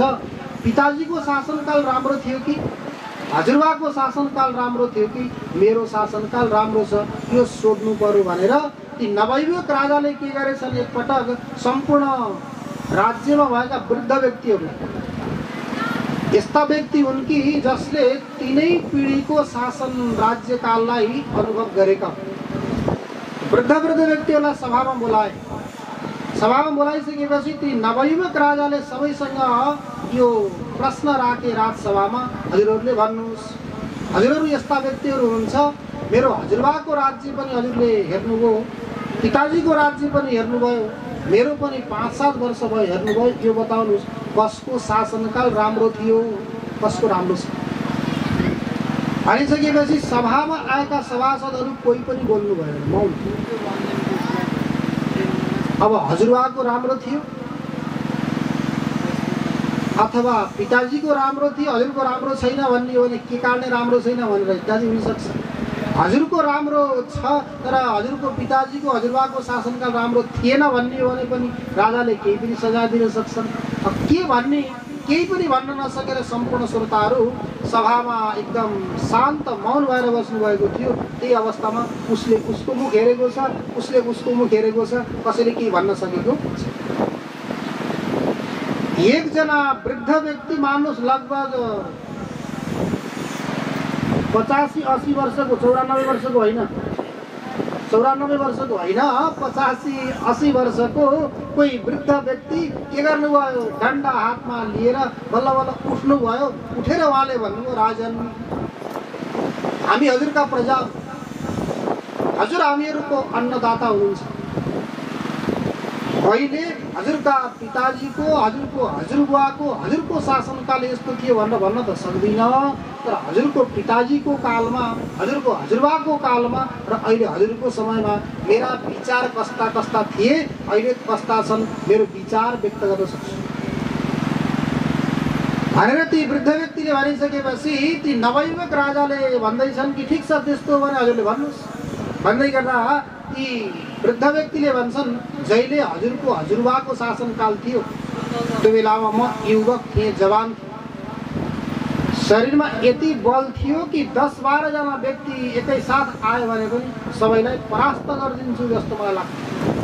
अनि मेरो नियम थियो, हातमा एउटा डन्डा छडी लिएर हिँड्थेँ, यताउता हिँड्दै गर्दा यत्तिकै हिँड्दैन, डन्डा लिएर हिँड्थेँ। एक दिनको कुरा हो, आफ्नो गाउँबाट अर्को कुनै गाउँमा जाँदै थिएँ, जङ्गलको बाटो थियो, जाँदै गर्दा बिचमा कुनै महिला रोइरहेको आवाज मैले सुने। जटाबाट आवाज आएको थियो, म त्यतैतिर कहाँ के भएको छ भन्दै गएँ। जाँदै गर्दा एउटी नवयुवती राम्रा राम्रा कपडा लगाएकी, अनेक प्रकारका आभूषणहरूबाट सुसज्जित भएकी, डराएर रोइरहेकी थिए। म पुगेको देखेर उनी अझ डराइन्, उनी रुन पनि बन्द गरिन्, बोल्न पनि बन्द गरेर बसिन्। बसिसकेपछि मैले भने, बहिनी तिमीलाई के समस्या पर्यो, किन रोएकी छौ, के भयो, मैले तिम्रो के सहयोग गर्न सक्छु भन भनेर भन्दै गर्दा उनले भने, म अमुक ठाउँबाट आएकी हुँ, माइतबाट घर जानको लागि भनेर हिँडेकी थिएँ। बुवा आमाले धेरै सामग्री दिनुभएको थियो, भारी बोक्री मान्छेहरू पनि थिए, तिनीहरूसँग यो जङ्गलमा डाकुहरूले, चोरहरूले आक्रमण गरे अनि सामग्री पनि लिएर गए, उनीहरूसँग युद्ध हुँदै थियो। म आफू बच्नको लागि यहाँ आएर लुकेर बसेकी छु। अब उनीहरूको कहाँ के भयो मलाई थाहा, टाढा आइसकेँ, घर अब नजिकै छ तर जान म असमर्थ छु भनिसकेपछि पुरानो समयको कुरा। अब ती व्यक्तिले के भन्छन्, मैले भने तिम्रो घरको गाउँको पनि के नाम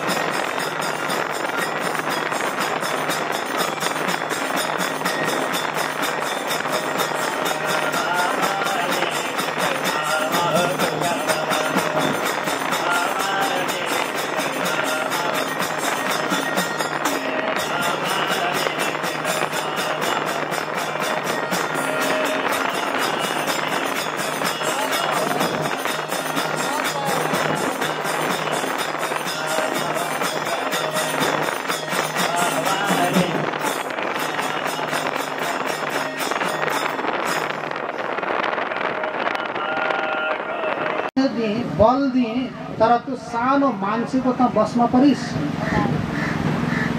तेरो खुट्टो जत्रो पनि थिएन त मान्छे जसको त बसमा परिस् भनेर हात्तीलाई यमराजले भनिसकेपछि हात्तीले भन्छ महाराज हजुर मान्छेको फेला पर्नु भएको छैन मान्छेको फेला पर्नु भयो भने अनि बल्ल हजुर थाहा हुन्छ भनिसकेपछि यमराजले भन्दैछन् भाइ मेरा त असङ्ख्य मान्छे प्रत्येक दिन आएका आइगर्छ हात्तीले भन्छ हजुर कहाँ सबै मरेका हुन्छ जिउँदो मान्छेको फेला पर्नु भयो भने अलि बल्ल थाहा हुन्छ भनिसकेपछि यमराजलाई भित्रबाट लाग्यो कि जिउँदा मान्छे कस्ता हुने रहेछन् तिनलाई पनि हेर्न पाए हुन्थ्यो भन्ने इच्छा लागेर आफ्ना दूतलाई यमराजले निवेदन गर्नुभयो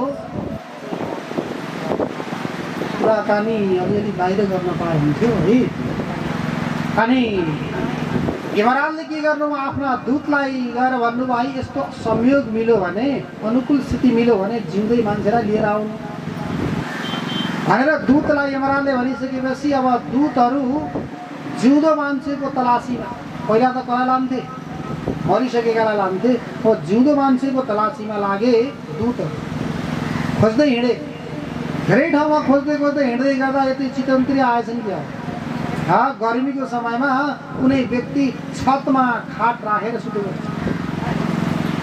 छतमा सुतेको निधाएको व्यक्तिलाई देखिसकेपछि ती यमराजका दूतहरूले भने भाइ यही ठिक छ यसलाई उठा लाग्नु मान्छे मात्रै उठायो भने जाग्न सक्छ त्यो भएर जहाँ सुतेको छ त खाटै उठाउनुपर्छ भनेर दूतहरू आएका थिए चारवटा खाटका खुट्टा चारजनाले समातेर के गरे त्यो व्यक्तिलाई उठाएर लिएर गए माथि पुगिरहेका थिए माथि पुगिसकेपछि त्यो व्यक्ति जाग्यो जागेर यसो हेरेको म सुतेको ठाउँमा त छैन अनि उसले शास्त्र पढेको रहेछ यमराजका दूत यस्ता हुन्छन् धर्मराजका देवताका दूत यस्ता हुन्छन् भन्ने कुरा उसलाई थाहा थियो यसो हेरेको त यमराजका दूत पहिले उठाएर मलाई कहाँ लिएर जाँदैछन् यदि यहाँ म बोले केही गरेँ भने यहीँबाट खाट छोडिदिन्छन् अनि यहाँबाट झरेँ भने मेरा यी हड्डी कहीँ भेटिने कि थाहा छैन यहाँ बोलेर फाइदा छैन अब यहाँ मौन हुनुपर्छ भनेर उसले के गर्यो ऊ लेखनदास रहेछ लेखनदास लेख्ने पढ्ने काम गर्ने मान्छे खोल्टीमा कागज पनि राखेको रहेछ कलम पनि रहेछ अनि के गर्यो अब यहाँ बोलेर फाइदा छैन भनेर त निकालेर के गर्नु थाल्यो लेख्न थाल्यो लेख्यो वैकुण्ठवासी नारायणलाई नारायण यमपुरीको यमराजलाई वैकुण्ठवासी नारायणको यथायोग्य मैले आफ्नो हिसाब किताब गर्ने मुनिमलाई हजुर कहाँ पठाएको छु अबदेखिको काम यसको जिम्मामा लगाइदिनु वैकुण्ठवासी नारायण हस्ताक्षर तल वैकुण्ठवासी नारायण भन्दा हस्ताक्षर गरेर त्यो कागज बन्द गरेर खोल्टीमा राख्यो यमराजका दूतले बोकेर लिएर गए वहाँ यमराजको सभा चलिरहेको थियो बिहान पुगे खाट राखे खाट राख्दा बित्तिकै त्यो लेखनदासले के गर्यो त्यो पत्र निकालेर त्यो दूतलाई दियो दूतले ल्याएर यमराजलाई दियो यमराजले पढिसकेपछि लेखेको छ यमराजलाई वैकुण्ठवासी नारायणको यथायोग्य नमस्कार जो पनि छ मैले आफ्नो हिसाब किताब गर्ने मुनिमलाई हजुर कहाँ पठाएको छु आजदेखि हजुरको सहयोग हजुरको काम यसले गर्छ यसको जिम्मामा दिनु वैकुण्ठवासी नारायण हस्ताक्षर त्यो पढिसकेपछि यमराज आफ्नो गद्दीबाट तल ओर्लेर उताबाट गएको थियो जो लेखनदास उसलाई त्यहाँ गद्दीमा बसाइदियो भगवानको आदेश बसाइसकेपछि त्यो लेखनदासले सोच्यो म बदमासी गरेर यहाँ आएको हुँ यहाँ आइसकेपछि मैले राम्रो काम गर्नुपर्छ कति दिनसम्म यहाँ बस्ने थाहा छैन राम्रै काम गर्नुपर्छ भनेर उसले मनमा सोच्यो सोचिसकेपछि अब यमराज कहाँ त आउँछन् त व्यक्ति मरेपछि दुधले लिएर आइसकेपछि भन्यो महाराज यो व्यक्ति बडा दुष्ट हो, गाउँका सिधा साधा व्यक्तिहरूले खुब कष्ट दिएको, खुब सताएको हो, यो हामीले लिएर आएका छौँ, यसलाई के गरौँ भनेर यसलाई स्वर्ग पठाइदियो। स्वर्ग पठाइदियो। अब मालिकले भनेको मान्नु पर्यो। अनि त्यसपछि गएर फेरि अर्को व्यक्ति लिएर आए, अर्को दिन लिएर आइसकेपछि यो पनि महादुष्ट। त्यो जग्गा नाप्ने बेचबिखन गर्ने बेलामा, जग्गा नाप्ने बेलामा बदमासी गरेर आफूले धेरै धेरै राख्ने, अरूलाई थोरै थोरै दिने इत्यादि इत्यादि काम गरेको मान्छे हो यो। यसलाई के गर, यसलाई पनि स्वर्ग पठाइदियो। त्यस्तै गरी गरी अथाह असङ्ख्य व्यक्तिहरूलाई लिएर आइसकेपछि एक दिन एउटी माताजीलाई लिएर आएछ। माताजीलाई लिएर आइसकेपछि यी माताले खुब दुध बेचिन्। कसरी बेचिन्? पानी मिलाएर बेचिन्। खुब पानी मिलाएर दुध बेचिन्। अनि यिनको दुध खाएर धेरै बालक बालिकाहरू धेरै बिरामी भए। अब यिनलाई के गरौँ, कथा पठाइदिउँ, यिनलाई पनि स्वर्ग। जो जति आउँछन् सबैलाई स्वर्ग पठाइदिइसकेपछि स्वर्गमा अब बस्ने ठाउँ भएन, भरिन थाल्यो। भगवान नारायणले पनि सोच्न थाल्नुभयो, होइन के भयो आजभोलि यो धरामा, यो पृथ्वीमा कोही साधु अवतार लिएर आए, अवतरित भएर आएर सत्सङ्ग चलाइरहेका छन् कि सबै भक्त भएर वैकुण्ठतिर आएका छन्, भरिसक्यो, यहाँ ठाउँ छैन, कहाँ के हुँदैछ भनेर यसो ध्यान दृष्टिले हेर्नुभएको त सबै यमराजबाट आएका छन्, नरक त खाली छ। अनि त्यसपछि भगवान नारायण दौडिँदै के गर्नुभयो, यमराज कहाँ पुग्नुभयो। यमराज कहाँ पुगिसकेपछि अब यमराज पनि उठेर स्वागत गरे। त्यो जो लेखनदास थियो उसले पनि उठेर स्वागत सत्कार गर्यो। गरिसकेपछि भगवानले सोध्नुभयो, आजभोलि के हुँदैछ? सबै व्यक्ति स्वर्गतिर गएका छन्, उहाँ बस्ने ठाउँ पनि छैन, भरिसक्यो। पृथ्वीमा कोही यस्तो प्रकारका राम्रा कार्यहरू अनुष्ठानहरू हुँदैछन् कि के भयो? सबै भक्त भए माथि आइरहेका छन्, कसले पठाएको छ माथि भनेर भन्दै गर्दा यमराजले भन्दैछन्, भगवान मैले केही गरेको छैन, यो सबै कृत्य हजुरले पठाएका व्यक्तिको हो।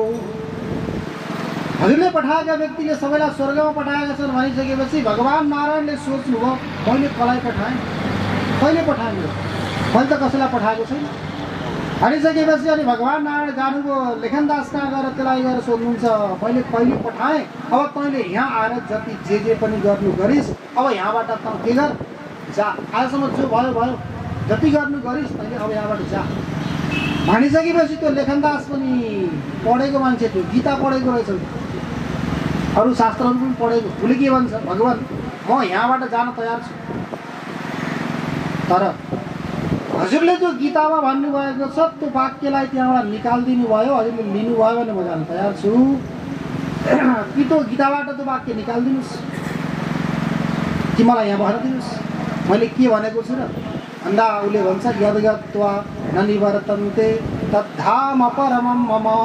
जहाँ गइसकेपछि फेरि फर्केर आउनु पर्दैन, त्यो मेरो धाम हो भनेर हजुरले भन्नुभएको छ। हजुरको दर्शन मैले यहाँ पाएँ, हजुरको दर्शन पाइसकेपछि अब म धरामा किन जाने, यदि म फर्केर जाने हो भनेदेखि हजुरले त्यो वाक्य निकालिदिनुहोस् भनिसकेपछि भगवान पनि अब अवाक हुनुभयो। फेरि पुग्नुभयो यमराज कहाँ, पुगेर भन्नुहुन्छ, होइन भयो त भयो, कसरी भयो, कहाँबाट भयो यो, कसरी यो व्यक्ति यहाँ आयो अनि सबै व्यक्तिलाई स्वर्गमा पठायो त भन्दै गर्दा यमराजले भन्दैछन्, धर्मराजले हेर्नुहोस् त यो हजुरले लेखेको चिठी, यही हजुरले पठाएको चिठी लिएर आयो, यही चिठीलाई देखेर मैले ऊ व्यक्तिलाई नियुक्त गरेको, त्यहाँ राखेको भनेर भन्दै गर्दा भगवानले भन्नुहुन्छ, मैले त लेखेको छैन।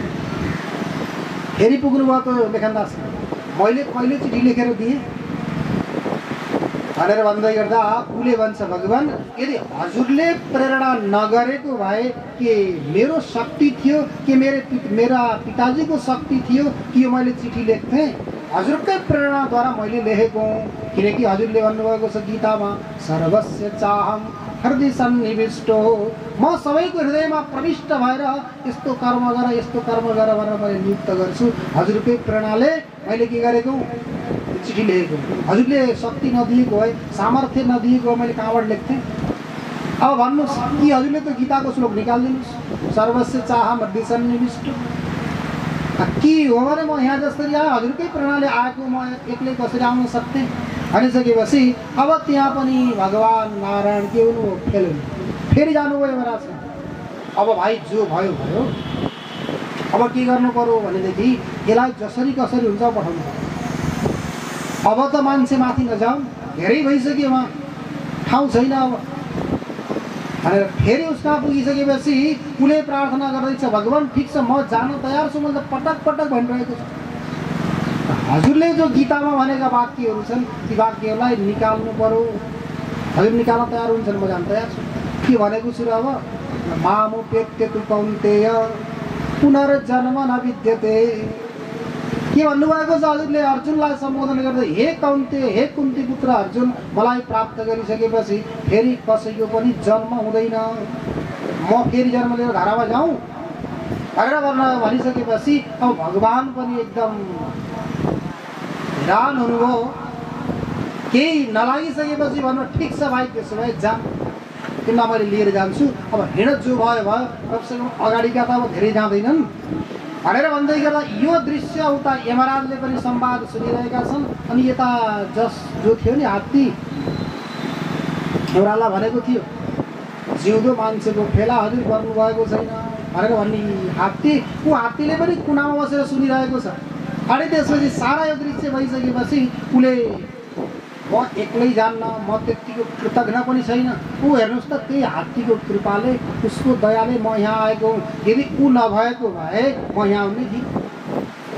त्यसैले यमराजलाई भनेको कारणले गर्दा म यहाँ आएको हुँ, त्यसलाई नलैकिन त म जान्न, त्यसलाई पनि लानुपर्छ। अनि उसलाई पनि साथमा लिएर जाने भन्न तयार भइसकेपछि ऊ हात्तीले भन्छ, म एक्लै छैन, मेरा दाजुभाइ यहाँ धेरै छन्, म एक्लै जान्न, सबै मेरा दाजुभाइलाई पनि सबैलाई लिएर जानुपर्छ भनिसकेपछि भगवान् अन्तिममा गएर मर्ता क्या नै गर्दा, अन्तिममा कुनै पनि उपाय नलागिसकेपछि हिँड सबै हिँड भनेर भगवान्ले के गरिदिनु भयो, सबै हात्तीका दाजुभाइ अनि त्यो लेखनदासलाई पनि के गरिदिनु भएको थियो, आफ्नो स्थानमा लिएर जानुभयो। भन्न खोजेको मतलब त्यो व्यक्तिले, लेखनदासले के गरेको थियो, कुनै बदमासी गरेर आफ्नो सिधा सिधा नियमले गएको त होइन, चिठी आफै लेखेको थियो। लेखेर त्यहाँ पुगिसकेपछि उसले सोच्यो, म यसरी आएको हुँ, कति दिनसम्म यहाँ म बस्ने हो मलाई निश्चित छैन, जहिलेसम्म बस्छु म राम्रै काम गर्छु, किनकि सर्वभूत हित रता, सदा सर्वदा सम्पूर्ण भूतको हितमा रत हुनुपर्छ भनेर राम्रो काम गरेर अरूको पनि कल्याण गरौँ, आफ्नो पनि कल्याण गरेको थियो। त्यस्तै प्रकारले हामीहरूले पनि के गर्नु पर्यो, सदा सर्वदा आफ्नो यो जन्मलाई सार्थक बनाएर मिलेको अधिकारको सदुपयोग गर्नु पर्यो। यही समयमा गऱ्यौँ भने हाम्रो कल्याण हुन्छ, नभए फेरि 84को चक्रमा हुनुपर्छ। यहाँ महर्षि वेदव्यासले पनि के गर्दै हुनुहुन्छ, सुखदेवजीलाई सम्झाउँदै हुनुहुन्छ, बाबु तिमी आश्रममै घरमै बसेर पनि त्यो तत्त्वलाई साक्षात्कार गर्न सक्छौ। अनि यो पनि त नियम छ, सिधै ब्रह्मचर्यबाट सन्यास आश्रममा जानु एउटा नियम छ, अनि अर्को आश्रमात् आश्रमम गच्छेत् इति धर्मविदो विदुः। आश्रमबाट आश्रम, ब्रह्मचारीबाट गृहस्थमा, गृहस्थबाट वानप्रस्थमा, वानप्रस्थबाट सन्यासमा जाने पनि नियम छ। त्यस कारण त्यही नीति नियम अनुसार तिमी अगाडि बढ। देवान् पितृन् मनुष्यांश सन्तर्प्य विधिवत् सुत पुत्रमुत्पाद्य धर्मज्ञ संयोज्य गृहाश्रमे। देवताहरूलाई पितृहरूलाई तृप्त गर्दै अनि तिमी गृहस्थ बनेर पुत्र उत्पादन गर, अनि तिम्रो अगाडि के हुन्छ, व्यवस्थित राम्रोसँग चल्छ भनेर विश्वामित्रो महाभाग तप कृत्वादि दुश्चरम त्रिवर्ष सहस्राणि निराहारो जितेन्द्रिय। विश्वामित्रले 3000सम्म वर्ष तपस्या गर्नुभयो, नखाइकन नपिकन, यस्तो घरघोर तपस्या गरेर पनि मेनका नाम गरेकी अप्सराबाट मोहित भएर फेरि त्यहीबाट शकुन्तला जन्मिन्। अनि तिनी शकुन्तलाको कोसँग विवाह भयो, राजा दुष्यन्तसँग विवाह भयो। तिनी शकुन्तलालाई पालन पोषण गर्नुभएकोले पाण्डव ऋषिले, ती प्रसङ्ग विश्वामित्र ऋषिले 3000 वर्षसम्म तपस्या गरेर पनि फेरि गृहस्थमा आउनु पर्यो। त्यस कारण तिमी पनि के गर, आऊ भनेर त्यो गृहस्थ आश्रमको प्रशंसा अगाडि बताउँदै हुन्छ। अनि सुखदेवजी पनि के गर्नुभयो, पहिला त स्वीकार गर्नु भएन, धेरै प्रयास गर्दै गर्दा पनि नमानिसकेपछि पिताजीले के गर्नु, मैले भनेको तिमीले मान्दैनौ भने तिमी के गर, अब मिथिलापुरीमा राजा जनक त्यत्रो राज्य गर्दा गर्दै पनि गृहस्थ भएर पनि ज्ञानी छन्, त्यहाँ गएर ज्ञान प्राप्त गर, त्यसपछि तिमी पक्कै पनि गृहस्थ हुन्छ। जन्म दुःखम जरा दुःखम दुःखम च मरणे तथा गर्भवासे पुनर्दुःखम विष्टामूत्रमय पिता। पिताजी मलाई हजुरले त्यो दुःखालयमा पठाउँदै हुनुहुन्छ, त्यसमा अत्यन्त दुःखै दुःख छ भनेर धेरै प्रयास गर्दै गर्दा पनि पिताजीले मान्नु भएन। अनि पिताजीको आज्ञालाई शिरोधार्य गर्दै यता सुखदेवजी के गर्नुभयो, राजा जनक कहाँ ज्ञान प्राप्त गर्नको लागि भनेर उहाँ पुग्नुभयो। त्यो पनि धेरै समय लगाएर पुग्नु भएको रहेछ। अब सरस्वती तटमा हुनुहुन्थ्यो, सरस्वती नदीको तटमा। उहाँबाट जनकपुरमा आउँदै गर्दा 2 वर्ष लाग्यो अरे उहाँलाई। 2 वर्षमा सुखदेवजी उहाँबाट हिँडेर के गर्नुभयो, त्यहाँ मिथिलापुरीमा राजा जनकको राज्यमा आइपुग्नुभयो। आइसकेपछि अनि त्यहाँ धेरै सम्वाद भयो उहाँको पनि। धेरै सम्वाद भइसकेपछि व्यवहारमा हुँदा हुँदै पनि ज्ञान प्राप्त गर्न सकिन्छ। बन्धनको कारण भनेको मन हो। मन यदि विषयासक्त हुन्छ भने त्यसले बन्धन पार्छ। विषयबाट मुक्त भयो भने त्यो मुक्ति दिलाउँछ। दुर्लभम मानुषम जन्म कर्म भूमा विहानग तत्रापि ब्राह्मणत्वं वै दुर्लभम चोत्तम कुले पठपुत्र महाभाग मया भागवतं कृतं शुभम न चाति विस्तीर्णम पुराणम ब्रह्म संहितम। त्यसकारण मैले यो देवी भागवत रूपी यो पुराण बनाएको छु, यसको तिमीले के गर, ग्रहण गर, स्वीकार गर भनेर महर्षि वेद व्यासजीले सुखदेवजीलाई यो देवी भागवत पनि दिनुभएको प्रसङ्ग। अनि त्यसपछि यता जनक राजा कहाँ गएर ज्ञान प्राप्त गरेर आइसकेपछि सुखदेवजीले के गर्नुभयो, विवाह सम्पन्न गरेर गृहस्थ बन्नुभयो। गृहस्थ बनिसके तिवरी नाम गरेकी कन्यासँग विवाह गरेर उहाँका 4वटा सन्तान अर्थात् पुत्र उत्पन्न भए। अनि एउटी कन्याको उत्पत्ति भयो। पुत्रेणाम सुभगा कन्या विवरी नाम सुन्दरी सुखश्चकार पत्नीं तां योगमार्गस्तुतोभिः सतस्यां जनयामास पुत्रां चतुर एव हि कृष्णं गौरप्रभं चैव भूरिं देवश्रुतं तथा कन्यां कीर्तिं समुत्पाद्य व्यासपुत्र प्रतापवान् ददौ विभ्राजपुत्राय प्रणुहाय महात्मने। अब प्रसङ्ग श्रीमद् भागवत महापुराणमा सन्यस्त भएका परमहंस सुखदेवजीको प्रसङ्ग आउँछ। अनि यो देवी भागवतमा गृहस्थ सुखदेवजी जसका 4वटा छोरा, कृष्ण एउटाको नाम, गौरप्रभ, भूरी अनि देवश्रुत, यी 4 छोरा अनि कीर्ति नाम गरेकी कन्या। यी कन्याको उत्पत्ति भइसकेपछि अनि यता महर्षि वेदव्यासजी पनि प्रसन्न हुनुभयो छोरा गृहस्थ बनिसकेपछि। अनि यता फेरि सुखदेवजी के गर्नुभयो कि पुत्र आदिको उत्पत्ति भइसकेपछि आफ्ना पुत्रहरूलाई अधिकारी योग्य भएको जानेर अनि यहाँ छोडेर फेरि के गर्नुभयो, अन्तिममा परमात्माको चिन्तन गर्नको लागि अगाडि बढ्नुभयो। सीता नाम गरेकी अप्सरा माछा भएर जन्मिनु अनि त्यहीबाट मत्स्य अनि मत्स्यगन्धाको उत्पत्ति भएका यी विभिन्न प्रसङ्गहरू अगाडि आउँछन्। अब आज हामीहरूले यो तृतीय दिवसको दिवाकालीन सत्रमा यहीसम्मको बारेमा चिन्तन गऱ्यौँ। अब अगाडिका प्रसङ्गहरू भोलिदेखि गर्नेछौँ। जति सम्भव हुन्छन् त्यति हजुरहरू समयमै आएर श्रवण गर्नुहोला भन्दै र सम्पूर्ण श्रोताहरू जहाँ जहाँबाट पनि हजुरहरू सुनिरहनु भएको छ सबै श्रोताहरूलाई, यहाँ प्रत्यक्ष रूपमा उपस्थित भएर सुनिरहनुभएका श्रोताहरूलाई पनि आद्याशक्ति जगदम्बाको कृपा बनिरहोस्। हामीहरूको रति मति अनि गति परमात्मामा आद्याशक्तिमा सदा सर्वदा लागिरहोस् भन्दै सबैमा शुभ भाव प्रकट गर्दै आजका यी पावन प्रसङ्गहरू यही समापन गरौँ।